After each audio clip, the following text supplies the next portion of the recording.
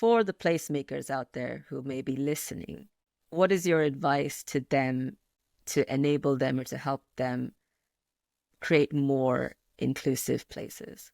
The first question they need to ask themselves is, when they're making a place, who's doing the making? And what is their role really? Is it to make a place, or is it to facilitate the best use of a space to do the best for context and community? And if one sees oneself as an architect or urbanist, as a placemaker, isn't that quite sort of egocentric in a way? And isn't there an opportunity just to step back from thinking of oneself as a placemaker, just maybe a place enabler, maybe, or facilitator in some way? And in order to give good place proper value in people, place and planet, when we're trying to adapt our environment for best uses, I really would strongly recommend listening to voices that you may well have not listened to before. I think when it comes to if you're in planning, if you're in councils,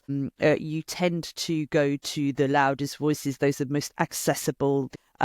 Residents associations who are incredibly powerful in a lot of situations. Are they really who you should be listening to? What about the single parent who has to hold down 2 or 3 jobs, working the gig economy to pay the bills? How are you going to engage with them? Because they're not going to stop and do your survey and fill in your form, or use their data on their phone to do your interactive quiz, because they're very much part of that local economy and community, and they're just silenced by not having access to the opportunities that are presented in terms of changing where a place might be developed. I love what you said about the term placemaker, and could that be egocentric? I've had several conversations, a lot of people talking about, is placemaking the right word? Maybe it's place shaping, but place enabling now.